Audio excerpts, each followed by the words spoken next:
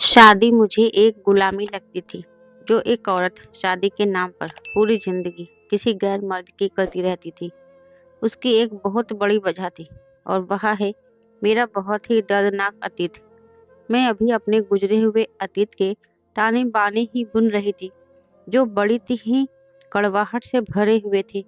शादी की रात में काफी परेशान थी, क्योंकि मुझे शादी के नाम से ही डर लगता था। क्यों, ये मैं नहीं जानती थी, लेकिन मुझे हमेशा से ही यह सोचकर डर लगता था कि एक गैर मर्द न जाने अपनी पत्नी के साथ बंद कमरे में क्या करता होगा, कि तभी कमरे का दरवाजा खुला था। सामने आने वाला आदमी मेरा पति था। मेरा दिल उसे देखकर सूखे पत्ते की तरह कांप रहा था। शादी की रात एक लड़की के मन में अपने पति को लेकर क्या जज्बात होते हैं, मैं नहीं जानती थी। मैं यह जानती थी कि मर्द एक पत्थर दिल होता है, जो शादी के नाम पर औरतों पर जुल्म और सितम के पहाड़ तोड़ता है। मुझे इस कदर मर्दों से डर लगता था कि मैं किसी शादी पार्टी फंक्शन में जाने से भी डरती थी। कोई भी लड़का मुझे घूरता या बस एक नजर भी डालता तो मेरा दिल डूबने लगता था। मैं फौरन ही वहां से खुद को गायब कर लिया करती थी। लेकिन आज तो मेरे लिए अपने कमरे से बाहर जाने का कोई सवाल ही पैदा नहीं होता था। मैंने अपनी माँ से कितनी मिन्नतें की थी, उनके हाथ जोड़े थे, पैर पड़ी थी, रोई थी, गिड़गिड़ाई थी कि वह मेरी शादी ना करे। मैं किसी मर्द के साथ जिंदगी गुजारने के काबिल नहीं हूँ। मुझे मर्द जात से भी डर लगता है। लेकिन माँ ने मेरी एक नहीं सुनी थी और मेरी शादी करवा दी थी। फेरे होते टाइम मेरे हाथ पैर बुरी तरह से कांप रहे थे। आज की रात का डर मुझ पर इस कदर छाया हुआ था कि मैंने तो इस कमरे में आने से पहले ही नींद की 2 गोलियां भी खा ली थी, ताकि मैं अपने कमरे में जाते ही सो जाऊंगी। लेकिन उस वक्त कमरे में बैठे मेरी आंखों में नींद का असर तक न था। मैं सोना चाहती थी, लेकिन मुझे डर के मारे नींद भी नहीं आ रही थी। और अब तो राहुल मेरे कमरे में दाखिल हो चुका था। मेरा दिल अब डर के मारे धड़कना ही भूल गया था। मेरे हाथ पैर ठंडे हो चुके थे। राहुल ने कमरे में आते ही दरवाजा बंद किया। जैसे ही कमरे को लॉक किया, मुझे लगा जैसे किसी ने मेरा दिल मुट्ठी में लेकर दबोच दिया हो। मैंने सुना था कि राहुल का गुस्सा बहुत तेज है। मैं तो पहले ही सभी मर्दों से खौफ खाती थी। उस पर सख्त मिजाज पति भी मिल जाए तो ऐसे में हालत और भी ज्यादा खराब हो रही थी। मैं सोच रही थी कि मैं ऐसा क्या करूं कि वह मुझसे बात भी ना करे। जैसे जैसे राहुल मेरे बेड की तरफ कदम बढ़ा रहा था, वैसे वैसे मेरी हालत खराब हो रही थी। वह मेरे पास आकर बैठा तो मैं फौरन से उछलकर पीछे हट गई। मेरे चेहरे पर इस वक्त पसीना ही पसीना था। मैं पूरी तरह डरी सहमी थी। मेरे यूं पीछे हटने का पर राहुल के चेहरे की मुस्कुराहट भी गायब हो गई थी। मैं सिमट कर बिल्कुल बेड के सिरहाने के साथ जा लगी थी। राहुल मुझे हैरत से देखने लगा, कहने लगा, क्या बात है, तुम यूं मुझसे दूर क्यों भाग रही हो? मैंने कहा, प्लीज आप मुझसे दूर रहें। मैं नहीं जानती थी कि मुझे हो क्या रहा है, मैं क्या कह रही थी। वह मेरी बात सुनकर कुछ परेशान सा हो गया, कहने लगा, क्या हुआ है तुम्हें इस वक्त? मैं बुरी तरह से कांप रही थी। मुझे यूं डरा हुआ देखकर मेरे पति मेरे बारे में क्या क्या सोच सकता था, मुझे इस बारे में भी बिल्कुल अंदाजा न था। राहुल मुझसे कहने लगा, क्या मैं तुम्हें पसंद नहीं हूँ? उसके सवाल पर मुझे यह समझ नहीं आ रहा था कि मैं क्या जवाब दूं। इस वक्त मुझे बस कुछ ऐसा करना था कि मेरा पति बस मेरे करीब ना आए। इसलिए मैं कभी हाँ में सिर हिलाती तो कभी ना में। वह बड़े गौर से देख रहा था, फिर सख्त लहजे में बोला कि अगर तुम किसी और से मोहब्बत करती थी तो फिर तुमने मुझसे शादी क्यों की? यहाँ सुनकर मेरी आंखों से टप टप आंसू गिरने लगे थे। मैंने कोई जवाब नहीं दिया था। वह उठ खड़ा हुआ और अलमारी से अपना एक नाइट सूट निकाला और वॉशरूम में चला गया। मैं यह सोच रही थी कि मैं कैसे उसे बताऊं कि मुझे शादी नाम से ही डर लगता है। अगर राहुल मुझे अच्छा नहीं लगता था तो कभी बुरा भी नहीं लगा। जब राहुल वॉशरूम से बाहर आया तो फौरन ही बेड पर लेट गया और मुझसे पीठ मोड़कर दूसरी तरफ करवट लेकर साइड में रखा हुआ लैंप भी बंद कर दिया। मैंने यह देखकर सुकून का सांस लिया था। मैंने उठकर अपने कपड़े बदले और मैं भी बेड पर दूसरी तरफ लेट गई। मुझे लगा राहुल सो चुका है, लेकिन ऐसा नहीं था। मैं सोने के लिए लेटी ही थी, वैसे ही राहुल ने मेरी तरफ करवट ली थी। मुझसे कहने लगा, क्या कोई है तुम्हारे दिल में, किसी और को पसंद करती हो? ना जाने क्यों मुझे ऐसा लगा जैसे उसका लहजा कुछ उदास सा है। मैंने कहा, नहीं, मैं किसी को पसंद नहीं करती। कहने लगा, या फिर क्या वजह है मुझसे दूर रहने की? मैंने तो आज की रात के लिए बहुत कुछ सोच रखा था। मैंने कहा, मुझे डर लगता है शादी से। इससे पहले कि मैं कुछ और कहती, वह मेरे मुंह पर हाथ रख चुका था और फिर वह मेरे ऊपर। मेरा नाम प्रिया है। मैं जिस घर में पैदा हुई थी, उस घर में औरत के साथ बदसलूकी का रवैया रखा जाता था। मैंने जब से होश संभाला था, तो अपने पापा को अपनी माँ से लड़ते लड़ते ही देखा था। और मेरी माँ हर वक्त रोती रहती है कि यह इंसान नहीं जानवर है, और रोते रोते कहती है कि सब मर्द एक जैसे ही होते हैं। मैं उस वक्त बहुत छोटी थी, अपने बाप से बेहद डरती थी। मैं 5 साल की थी कि मेरे बाप ने मेरा कमरा अलग कर दिया था। मेरा बाप गुस्से का बहुत तेज था। जैसे ही घर पर आता तो कोहराम मचा देता। अगर मेरी माँ से खाना बनाने में जरा सी भी देर कर देती तो वह चीखने चिल्लाने लगता। कहता, पूरे दिन में तुमसे इतना काम भी नहीं होता। कई बार मेरे बाप ने मेरी माँ पर हाथ भी उठाया था। उस दिन तो मैं दुबक कर एक कोने में बैठ जाती थी। मेरी माँ रोती बिलखती, फिर चिल्लाती, तो मेरा दिल फटने लगता। मैं जल्दी से अपने कानों में अपनी उंगली को ठोस लेती। मुझे अपनी माँ की बेबसी से रोने की आवाज सुनकर कुछ होने लगता था। मैं इस माहौल से ही गायब हो जाना चाहती थी। मेरे दिल में मेरे लिए जो नफरत पैदा हुई थी, वो मेरे बाप की वजह से। उन्होंने मेरे दिल में मेरे खि उन्होंने मेरे दिल में मर्दों के खिलाफ खौफ की कील मेरे दिल में ठोकी थी। जैसे जैसे वक्त गुजरने लगता, मेरे दिल में यह खौफ का घर करता चला गया। अब मुझे यही लगता था कि सारे मर्द मेरे बाप के जैसे ही होते हैं। मेरी माँ जब सुबह अपने कमरे से बाहर निकलती है तो उसकी हालत बहुत खराब होती। उसके गालों पर अंगुलियों की छाप होती। उसकी आंखों के करीब नीले का निशान होता। रो रो कर उसकी आंखें सूज चुकी होती थी और उनके हाथ की चूड़ियां भी टूटी होती थी। उनकी हालत इतनी ज्यादा खराब होती थी कि वो ठीक से चल भी नहीं पाती थी। जब भी मेरे पापा मेरी माँ के साथ कमरे में होते, तो मेरी माँ के सिसकियों की आवाज आती रहती और मेरे बाप के चिल्लाने की आवाज आती रहती। मुझे उस बंद कमरे से बहुत डर लगता था। मैं इसी डर के साथ स्कूल से कॉलेज तक पहुंच गई थी। जैसा माहौल मुझे मिला था, उसकी वजह से मुझ में कॉन्फिडेंस की बहुत कमी थी। मैं कॉलेज में भी किसी भी लड़के से बात न करती, और अगर कोई लड़का मुझसे दोस्ती करना चाहता, तो मैं डर के मारे उससे कुछ ना बोलती और वहां से भाग जाती। एक बार मेरी सहेली मिलकर बैठे बातें कर रहे थे। हमारे ग्रुप में शामिल एक लड़की शादीशुदा थी और वही सबसे चुप चुप रहती थी। उसकी आंखों में हमेशा एक उदासी सी छाई रहती थी। उसका नाम रूपा था। एक बार मेरी एक दोस्त ने रूपा से पूछा कि यह शादी क्या होती है, तो वह कहने लगी, मर्द की हैवानियत का नाम है शादी। हम लोगों ने हैरत से उसकी तरफ देखा, तो रूपा कहने लगी, सच कह रही हूँ, मर्द को औरत पर अपना जोर चलाकर बहुत मजा आता है। औरत को अपने जुल्म का निशाना बनाकर वह खुश होता है। फिर वह कहने लगी कि मुझे नफरत है पति के नाम पर, इस दरिंदे से जिसकी दरिंदगी शादी की रात से ही शुरू हो जाती है।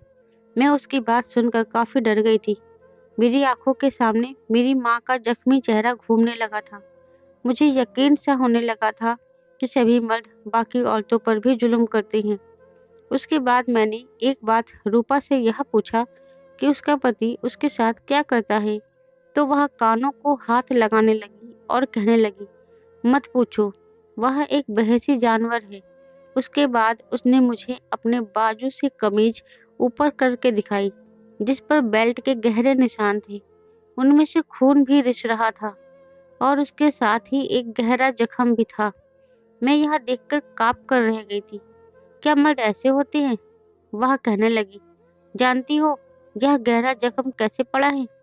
मैंने सूखते गले से पूछा, कैसे? तो वह जख्मी सी मुस्कुराहट चेहरे पर सजाकर बोली कि उसने जलता सिगरेट मेरे बाजू से बुझाया था। यह सुनकर तो मेरा दिल टूट सा गया था। उसके बाद वह रोने लगी, कहने लगी, प्रिया, मर्द पर कभी भरोसा मत करना और कभी शादी भी मत करना। सब मर्द एक जैसे ही होते हैं। मेरा दिल यह सब देखकर बेहद कमजोर हो गया था। उसके बाद रूपा काफी दिन तक कॉलेज नहीं आई थी। फिर पता चला कि उसके पति ने उसे एक फ्लैट से नीचे गिरा दिया है और उसकी मौके पर ही मौत हो गई है। और उसकी गलती सिर्फ इतनी थी कि उसकी तबीयत ठीक न होने के कारण उसने उस दिन खाना नहीं बनाया था। इस खबर ने तो मेरी हालत और भी खराब कर दी थी। मैं कई दिन तक बुखार में तपती रही। मेरे दिल में पतियों के नाम पर जो खौफ बैठा था, उससे मैं एक दिमागी मरीज बन चुकी थी। मेरी हालत ऐसी हो चुकी थी कि जहां मैं देखती कि कोई भी लड़का मुझे देख रहा है या घूर रहा है, मेरा दिल डर के मारे फड़फड़ाने लगता। मुझे शादी के नाम से डर लगने लगता कि ना जाने बंद कमरे में मेरा पति मेरे साथ क्या सलूक करेगा। शादी के नाम पर मैं सूखे पत्ते की तरह लड़खड़ाने लगती। अभी मेरा ग्रेजुएशन ही हुआ था कि तभी मेरे लिए राहुल का रिश्ता आ गया था। उसकी माँ ने मुझे शादी की किसी फंक्शन में देखा था और मुझे पसंद कर लिया था। वह मेरे पापा के दोस्त का बेटा था। मेरे ससुर जिंदा नहीं थे। पापा ने खुद ही सब कुछ तय कर दिया। जब मेरी शादी की तारीख रखी गई तो मेरा रो रो कर बुरा हाल था। मैंने अपनी माँ से कहा कि मुझे शादी नहीं करनी, लेकिन माँ मुझसे कहने लगी, यह बात अपने बाप के सामने मत करना, वरना तुम्हें जान से मार डालेगा। यहाँ मर्द ऐसे ही होते हैं, अपनी मर्जी के खिलाफ कुछ नहीं सुनते। अपनी शादी के दिन पार्लर जाने से पहले मुझे इतनी बेचैनी थी कि मेरी धड़कनों ने जैसे धड़कना ही बंद कर दिया हो। सुहाग रात वाले दिन जब राहुल कमरे में आए तो मेरी सांस थम सी गई थी, जैसे मैं सांस लेना ही भूल गई थी। राहुल मुझसे धीरे से कहने लगे, जब तुम्हारी जिंदगी में कोई और नहीं है तो क्या मुझे परेशान कर रही हो? वह मेरे मुंह पर हाथ रख कर बोले थे, लेकिन मैं अपने अंदर के डर का क्या करती, जो इतने सालों से मेरे दिल में घर कर चुका था। पतियों का जो नक्शा मेरे सामने बन चुका था, मुझे अपने पति की मोहब्बत और जज्बात भी एक दरिंदगी ही लग रही थी। और फिर मुझ पर धीरे धीरे नींद की दवा का भी असर होने लगा था। मैं रोते हुए न जाने उससे क्या क्या बोले जा रही थी। मैं चाहती थी कि वह आदमी मुझसे दूर रहे। कुछ होश नहीं था। वह मुझसे क्या पूछ रहा है, मैं क्या कह रही थी, मुझे कुछ याद नहीं। मैं बहुत जल्दी ही होश की दुनिया से काफी दूर जा चुकी थी। और जब होश आया तो मैंने खुद को हॉस्पिटल में पाया। मेरा सर भी अब भारी हो रहा था। डॉक्टर ने कुछ मेडिसिन लाकर दिए और राहुल से कहा, अब यह बिल्कुल ठीक है, आप इसे ले जा सकते हैं। राहुल ना जाने क्यों बेहद गुस्से में था। सुबह सुबह का वक्त था, घर पर सब सो रहे थे। घर पहुंचकर राहुल मुझे सीधा अपने कमरे में ले गया और कहने लगा, मुझे नहीं मालूम था कि तुम एक चरित्रहीन लड़की हो। ना जाने मुझसे पहले क्या कुछ तुम्हारे साथ हो चुका है। मैं तुम्हारे साथ नहीं रह सकता। यह सब सुनकर मैं हैरान हो गई थी। वह ये सब क्या कह रहा था? मैंने तो ऐसा कोई भी गुनाह नहीं किया था। मैं रात नींद की गोलियों के असर में थी, लेकिन इतना जान चुकी थी कि वह मुझसे अपना हक पूरा कर चुका था। मैं जब नींद के असर में थी तो वह मुझसे कुछ पूछ भी रहा था और मैं उसकी बातों का जवाब भी दे रही थी, लेकिन मैंने उसकी बातों का क्या जवाब दिया मुझे कुछ पता नहीं था और कुछ याद भी नहीं आ रहा था। मैं अभी ठीक से इस असर से निकली भी ना थी कि राहुल ने मेरे सर पर बम फोड़ दिया और कहने लगा कि मैं तुम जैसी लड़की के साथ अपना पूरा जीवन नहीं बिता सकता, इसलिए मैं तुमसे तलाक लूंगा और अभी के लिए मैं तुझे छोड़कर यहाँ से जा रहा हूँ। और ऐसा कहकर वह कमरे से बाहर निकल गया। मैं बदहवास होकर वहीं पर गिर गई थी। मुझे होश उस वक्त आया जब मेरे मुंह पर कोई पानी की छींटे मार रहा था। जब मेरी आंखें खुली तो मेरी सास और छोटा देवर मेरे सामने बैठा था। मैं उठकर बैठ गई, फिर रोने लगी। मेरी सास मुझसे पूछने लगी कि क्या हुआ तुम्हारी और राहुल के बीच में, जो वहां गुस्से से कमरे से बाहर निकल कर गया है और तुम बेहोश पड़ी हो। मैं क्या जवाब देती? मैंने कहा कुछ नहीं, मैं कुछ नहीं जानती। रात को हमारी मुंह दिखाई का फंक्शन था, लेकिन मेरा पति ना जाने कहाँ जा चुका था। मेरी सास बेहद परेशान थी, बार बार राहुल के नंबर पर फोन कर रही थी, लेकिन वह फोन नहीं उठा रहा था। वह बार बार मुझसे पूछ रही थी कि ऐसा भी क्या हुआ है कि वह तुम्हें बेहोश कमरे में छोड़कर चला गया। मैं क्या जवाब देती कि मेरी तो दुनिया ही कर रह गई थी। मेरा तो राहुल से कोई संबंध ही नहीं रहा था। मेरी सास ने मुझे तैयार करवाया और मेहमानों के सामने बिठा दिया। यह कहा कि राहुल के किसी दोस्त की माँ का एक्सीडेंट हो गया है, वह नहीं आ सकता। सारा फंक्शन इसी तरह खत्म हो गया था। राहुल वापस नहीं आया था। रात को मेरी सास मेरे कमरे में आई और मुझसे कहने लगी कि मुझे सच सच बताओ कि ऐसा भी तुम्हारे बीच क्या हुआ था, क्योंकि कल तक तो राहुल शादी के लिए बहुत खुश था। मैं अपनी सास के मैं अपनी सास को गले लगाकर फूट फूट कर रोने लगी। मैंने अपनी सास को जब कहा कि राहुल मुझे छोड़कर चला गया है और अब वो मुझे तलाक देना चाहता है, तो वह भी हैरत से मुझे देखने लगी। कहने लगी, ऐसी भी क्या बात हो गई थी? उसने शादी की रात ही तुम्हें तलाक दे दिया। मैंने उन्हें सारी बात बता दी कि मैं किस खौफ से जिंदगी गुजार रही हूँ, और अगर मेरे पापा को तलाक के बारे में पता चल गया तो वह मुझे जान से मार डालेंगे। वह मेरी पूरी बात सुनकर मुझे ही डांटने लगी कि तुमने शादी की पहली रात ही अपने पति को शक में डाल दिया। मैं रोने लगी। मैंने कहा कि मुझे शादी से डर लगता है। मैंने नींद की गोलियां भी खा ली थी और उसी नींद के असर में ना जाने राहुल से क्या क्या कह दिया। और फिर राहुल ने सुबह उठते ही मुझे तलाक देने की बात कह दी। मेरी सास लगातार राहुल को फोन करने लगी। वह एक अच्छी औरत थी कि मेरे मसले को समझ चुकी थी, लेकिन राहुल कुछ भी समझने को तैयार ना था। करीब एक हफ्ते बाद राहुल का फोन मेरी सास को आया था कि वह मुंबई जा चुका है और मुझे तलाक के पेपर भी भेज चुका है, क्योंकि मैं एक बेगैरत लड़की के साथ नहीं रह सकता हूँ और वो एक बेगैरत लड़की है, और जब तक मेरी सास मुझे वापस मेरे मायके नहीं भेज देती, वह लौट कर नहीं आएगा। मेरी सास ने मुझे वापस नहीं भेजा।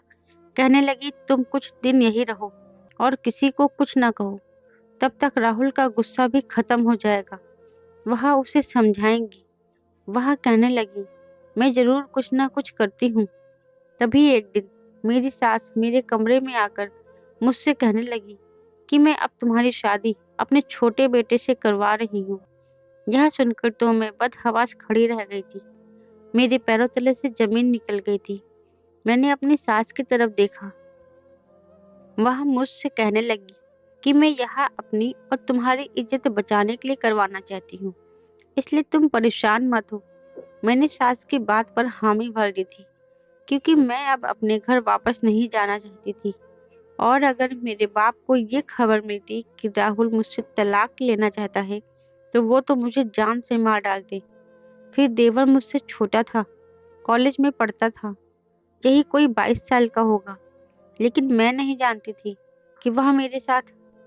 और इस तरह मेरी और राहुल के भाई समीर की शादी हो गई, मगर सिर्फ लोगों की नज़र में। मेरी सास मेरे साथ बहुत अच्छे से रहती थी। मैं भी पूरे घर की जिम्मेदारी को बाखूबी निभा रही थी। समीर एक खामोश टाइप का लड़का था। उसने कभी भी मुझसे बात करने की कोशिश नहीं की थी, लेकिन तब तक जब तक हम देवर भाभी थे। शादी के एक हफ्ते तक वह मेरे सामने नजरें झुकाकर ही रखता था। उसी दौरान मुझे राहुल की कॉल आई और वह मुझसे कहने लगा, मुझे माँ ने तुम्हारे मसले के बारे में सब कुछ बता दिया है। तुम अपने माँ बाप की वजह से इस रिश्ते से डरी हुई थी। शायद नींद के असर में तुम मुझसे ऐसी बातें कर रही थी कि मुझे तुम पर शक होने लगा था। लेकिन वह सब शायद तुम्हारा डर था। तुम शादी की पहली रात ही नींद में कह रही थी कि उसने तुम्हारे हाथ पर जलता हुआ सिगरेट लगा दिया। वह एक वहशी आदमी है, वह मुझे मारता है, सब मर्द एक जैसे होते हैं, वगैरह वगैरह। मेरी बातों से राहुल को लगा था शायद किसी आदमी ने मेरे साथ जुल्म किया है। मैं रोने लगी। राहुल को उस बात का यकीन दिलाने लगी कि ऐसी कोई बात नहीं थी। यह सब तो मेरी दोस्त के पति ने उसके साथ किया था। इसी वजह से मुझे बस शादी से डर लगता था। वह कहने लगा, मैं अब मुंबई में जॉब करता हूँ। शादी के तुरंत बाद तुम्हें भी मुंबई ले ही लाना चाहता था, लेकिन उस रात मैंने उसे शक में डाल दिया था। राहुल ने कहा कि वह 4 महीने बाद वापस आएगा तो मुझसे दोबारा से शादी करके मुझे मुंबई ले जाएगा। यह सुनकर मुझे कुछ तसल्ली हो गई थी। मेरी सास ने ही हम लोगों के बीच की गलतफहमी दूर की थी, क्योंकि वह हमारे घर आने और हमारे माहौल से वाकिफ थी। उन्हें मेरे पापा के मिजाज का भी पता था। मेरे दिल में मेरी सास की कदर और भी ज्यादा बढ़ गई थी। रात को डिनर के दौरान मेरी सास ने मुझसे पूछा, क्या तुम्हें राहुल का कॉल आया था? मैंने शर्मा कर हाँ में सर हिला दिया था। वह भी मुस्कुराने लगी, कहने लगी, मैंने ही उसे कहा था कि तुमसे बात कर ले। वह बहुत ही जल्द वापस आ जाएगा और फिर तुम्हारी दोबारा से उसी से शादी हो जाएगी। यह बात सुनकर समीर के हाथ में पकड़ा हुआ निवाला रुका था। मेरी सास मुझसे कहने लगी कि तुम रोज राहुल से बात किया करो, ताकि जो भी गलतफहमी है वह दूर हो जाए। यह सुनकर समीर न जाने क्यों खाना बीच में ही छोड़कर चला गया, जहाँ मैं भी ये महसूस कर रही थी और मेरी सास ने भी। लेकिन मुझे लगा शायद उसे कोई जरूरी काम याद आ गया होगा। मैंने इस बात पर इतनी तवज्जो नहीं दी, लेकिन फिर जो मैंने महसूस किया कि वह मुझे अजीब सी नजरों से देखने लगा है। पहले पहले तो मैं इस बात को इग्नोर कर दिया करती थी, लेकिन फिर मुझे उसकी नजरों ने बेचैन किया था। वह क्यों मुझे इस तरह से देख रहा था? एक बार मैं किचन में काम कर रही थी। मेरी सास सो चुकी थी। मैं किचन में बर्तन धो रही थी कि जब समीर किचन में दाखिल हुआ और मुझसे कहने लगा, मुझे एक कप चाय बना दो। यह कहकर वह किचन से बाहर नहीं गया था, बल्कि वही दीवार का टेक लगाकर खड़ा हो गया और मुझे देखने लगा। इस वक्त वह काफी सीरियस लग रहा था। मैं उसकी मौजूदगी और उसके जो देखने के तरीके पर नर्वस हो रही थी। मैंने कहा, समीर, तुम बाहर जाकर बैठो, मैं चाय लेकर आती हूँ। लेकिन वह तो जैसे मेरी बात सुन ही नहीं रहा था। वह मुझे देखे ही जा रहा था। मैंने जल्द से जल्द बर्तन धोकर उसके लिए चाय चूल्हे पर चढ़ा दी। मैं चाहती थी कि जल्द से जल्द चाय बनाकर उसे दे दूं, ताकि वह यहाँ से चला जाए। मैं यहाँ चाय बनाकर कप उसकी तरफ बढ़ाया। उसने चाय का कप पकड़ते हुए मेरा भी हाथ पकड़ लिया। मैंने फौरन से अपना हाथ पीछे खींच लिया। वह मेरी इस हरकत पर मुस्कुराता हुआ बाहर चला गया। मुझे उसकी इस हिम्मत पर हैरत हुई थी। क्या वह पागल था? क्या बदतमीजी थी? वह जानता था कि राहुल के वापस आते ही रिश्तों की अहमियत बदल जाएगी। हमारी शादी एक मजबूरी से ज्यादा कोई और अहमियत नहीं रखती थी। लेकिन अगले ही दिन मुझे समीर की हरकतों ने परेशान करके रख दिया था। उसने पहली बार मेरे कमरे का दरवाजा बिना दस्तक दिए खोला और अंदर दाखिल हो गया। मैं इस वक्त राहुल से फोन पर बात कर रही थी। मैं समीर को देखकर चौंक सी गई।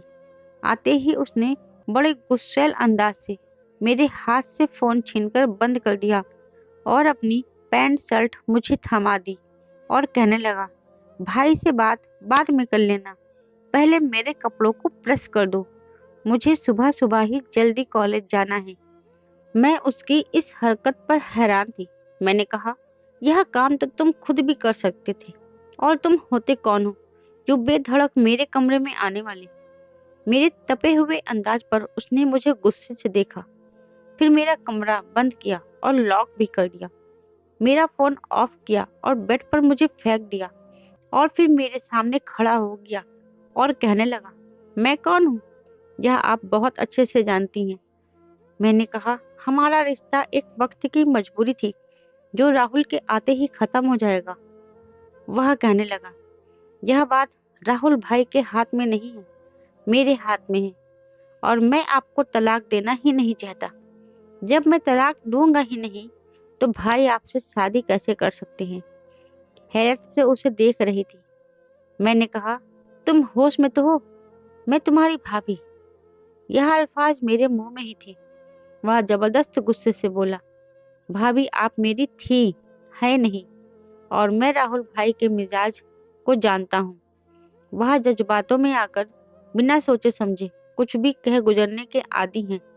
सोचते तो तब है जब बात हद से गुजर जाती है, और आपसे हमेशा आपके किरदार की सफाई मांगेंगे, और मुझे आपसे कोई सफाई नहीं चाहिए। और जब से मेरी आपसे शादी हुई है, मेरी नजर, मेरी सोच, मेरा दिल आपके लिए शादी के बाद से ही बदल चुका है। मैं चाहता हूँ आप इस बार अपनी जिंदगी का फैसला इस तरीके से करें ताकि आपको फ्यूचर में पछताना ना पड़े। यह कहकर वह मेरे कमरे से बाहर निकल गया। मैं कैसे समीर के बारे में सोच सकती थी। मेरा दिमाग इस बात को स्वीकार ही नहीं कर रहा था। राहुल अब मुझे रोज बात करता था। वह क्या सोचेगा, मेरी सास क्या सोचेगी जो अब तक मेरा साथ देती आ रही है। मैंने फोन ऑन किया। राहुल की कॉल आने लगी। वह गुस्से से कहने लगा, किस से बात कर रही थी? मुझे तो कभी कभी लगता है कि तुम्हारा बाकी किसी से कोई ताल्लुक होगा, ताकि कहीं तुम मुझे बेवकूफ तो नहीं बना रही हो। राहुल की बात सुनकर मैं सोच में पड़ गई थी। समीर की बात शायद ठीक ही थी। मैं तमाम उम्र राहुल को अपने किरदार की सफाई नहीं दे सकती थी। अगर वह रिश्ता निभाना चाहता तो मुझे समझने की कोशिश करती। ये फौरन से इतनी जल्दी तलाक न देता। उसने जल्दबाजी में इतना गलत फैसला लिया था। शादी की पहली रात थी और उसने मुझे तलाक दे दिया था। मुझे सफाई देने का मौका भी नहीं दिया था, ना ही मुझे कुछ पूछा था। फैसला शायद हो चुका था। समीर मुझसे 1 साल छोटा था, लेकिन समझदार था। लेकिन राहुल नहीं। मेरा दिल अब भगवान के इस फैसले पर बहुत खुश था और मैं बहुत ही सुकून में थी। मैं समीर को अब नहीं छोड़ना चाहती थी। पूरी जिंदगी उसी के साथ गुजारनी चाहती थी। मैं इस बात के लिए राहुल को फोन किया। साफ कह दिया कि मुझे तुमसे दोबारा शादी नहीं करनी। तुम कभी इस इरादे से वापस मत आना कि मैं तुमसे शादी करूंगी और तुम्हारी बीवी बनकर रहूंगी। सुबह उठकर मैंने बेधड़क अपनी सास को भी अपना फैसला सुना दिया था। मेरे फैसले को सुनकर समीर के चेहरे पर एक मुस्कुराहट फैल गई थी। उसके चेहरे की चमक बढ़ गई थी। मेरी सास मुझे हैरत से देखने लगी थी।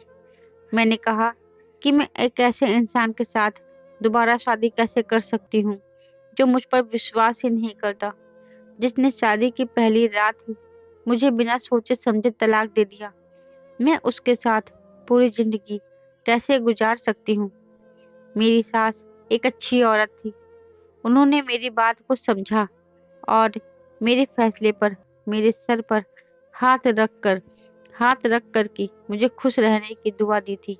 और आज की रात मेरी सास ने मुझे खुद अपने हाथों से दुल्हन बनाया था और राहुल के कमरे में छोड़कर आई थी। समीर कमरे में आया, बहुत खुश था। कहने लगा, जब से तुमसे मेरी शादी हुई थी, भले ही वह दुनिया को दिखाने के लिए हुई थी, लेकिन तब से ही मेरे ख्यालात तुम्हारे लिए बदलने लगे थे। तुमसे मोहब्बत कर बैठा था, लेकिन अंदर अंदर कहीं डर था कि पता नहीं मैं तुम्हें पा सकता हूँ या नहीं। लेकिन आज मैंने तुम्हें पा लिया है। समीर के चेहरे पर सच्ची मोहब्बत की खुशी चमक रही थी। आज मुझे समीर से कोई भी डर महसूस नहीं हो रहा था, जो बाकी मर्दों को देखकर हुआ करता था। समीर की मोहब्बत ने मेरे डर को खत्म कर दिया था। मैंने सुकून से समीर के कंधे पर सिर टिका दिया। उसने भी प्यार से मेरे माथे को चूम लिया था, क्योंकि आगे हमारी जिंदगी बहुत ही खुशगवार होने वाली थी। दोस्तों, कभी कभी हमारा जीवन ऐसे लोगों के बीच में बीतता है जिसका असर हमारे और हमारे बच्चों पर पड़ता है, जिससे उनकी आने वाली जिंदगी पर भी बहुत असर होता है। अगर हमें अपने बच्चों के जीवन को सुरक्षित करना है तो पहले अपने घर के माहौल को ठीक करें। क्या पता कब आपका गुस्सा बच्चे की दिमागी बीमारी बन जाए। कभी कभी कुछ दर्द वक्त के साथ ही भरते हैं और प्यार से भरते हैं। हमेशा गुस्से और जल्दबाजी में लिए फैसले हमें अफसोस करने के अलावा कुछ नहीं देते। दोस्तों, उम्मीद है कि आपको मेरी कहानी अच्छी लगी होगी, और कहानी अच्छी लगी हो तो वीडियो को लाइक और शेयर करें, और चैनल पर नए हो तो चैनल को सब्सक्राइब जरूर करें।